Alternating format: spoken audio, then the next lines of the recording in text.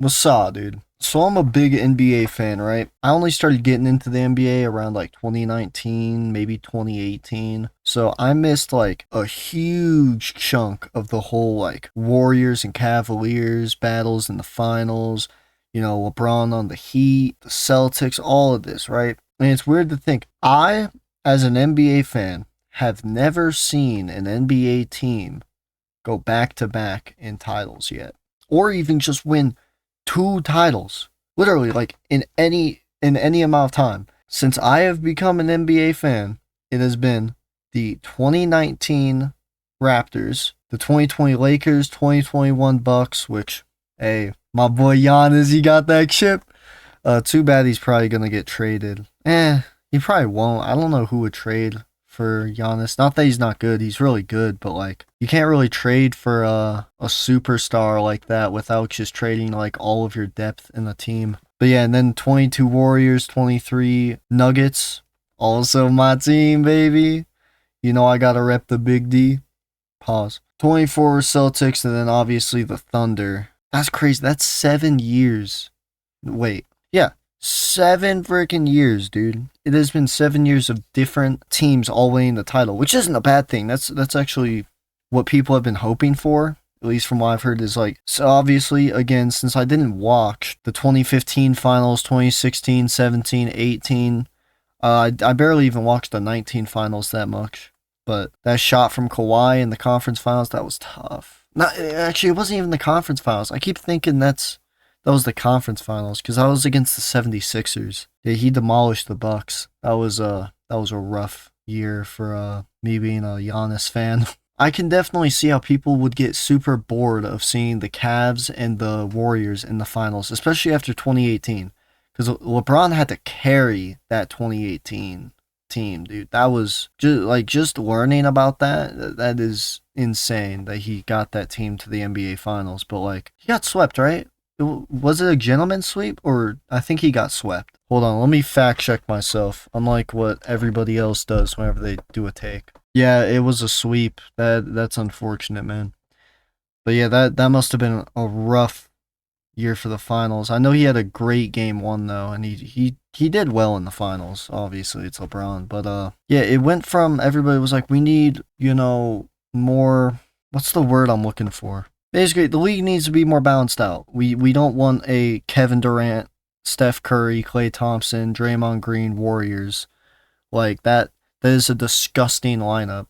Like, dude, I remember logging on 2K in 2K19 and seeing the Warriors, and it was Steph Curry, Klay Thompson, Kevin Durant, Draymond Green, and Boogie. Yeah, DeMarcus Cousins, dude. That was like an almost all 90 overall lineup. I thought it was like the all-star team or something whenever I first was learning about basketball. Which, obviously, the 2019 Warriors didn't turn out to be that good. I don't know what happened to DeMarcus Cousins that year. I think injuries really got the better of him at that point. But yeah, and now it's been a different champion every year, and it's been a different champion so many years that the league hasn't been like this since the 1970s, which is like the decade of the NBA that nobody talks about. Nobody knows stuff about the 70s. If you know stuff about the 70s, drop some knowledge, dude. I know some stuff. I know like the champions, but I don't. That's like my least knowledgeable decade, I guess. And it's weird because I think a lot of people have talked about how the NBA finals they've fallen off. Low-key, I don't want to say fallen off because that gives it the sense that it's like dead or something. Like they're still popular and fun to watch, but viewership, that's kind of the big thing that I'm talking about is viewership. Like, I call myself an NBA fan, but I don't actually watch the games. I don't think I've watched a full NBA game in like over a year now, at least. And I haven't watched more than I've probably watched 10 NBA games in the 7 years I've been like a big fan of the league. And you could label me a casual or whatever, but dude, it's just so much easier to just go on Instagram and watch highlights and see a stat line and be like, yo, now that's crazy. And just watch YouTube videos explaining how the league's doing and trades and like keeping up with stuff. I don't know, it's this weird thing, like maybe my attention span just isn't set for a game, but at the same time, I don't know how to watch NBA games, dude. And I've heard other people complain about this. How do you, like, especially if you're a huge fan and you want to watch, like, if you want to keep up with a lot of teams, especially, through the playoffs and all this, it gets to the point where I'm just like, I don't care to watch it. The most I was into the NBA was during 2020, during the bubble, dude. The bubble. Oh boy, let me tell you that LeBron James and AD Lakers team. Oh, they pissed me off, dude. Watching Anthony Davis hit that shot over Nikola Jokic, it tore my heart out. That sucked. Seeing Giannis get injured against, I think he lost to the Heat, right? And Jimmy Butler, that was even more rough. That hurt. And then, like, even whenever the Bucks made it to the finals in 2021, I barely cared. I gotta be real, because whenever it was the Bucks versus the Suns, a lot of people talked about this. They're like, well, isn't it really cool how two unexpected teams made it to the NBA Finals, made it all the way through the playoffs to the finals, and just nobody really cared as much as you'd think they would. It seemed like everybody was asking for a more balanced NBA, just more balanced NBA teams where everything was more competitive. You didn't have teams that were terrible against teams that were, borderline the greatest of all time. The 2017 Warriors are the best team ever, but whatever. It's rough, man, because it's mostly the incompetence of the NBA. It's hard to watch the NBA, especially because of the fouls, and I feel bad because people like, let me put it this way. Shai Gilgeous-Alexander gets bad calls. He's gotten a lot of bad calls. You could probably see a whole, like, compilation of, like, really bad calls he's gotten.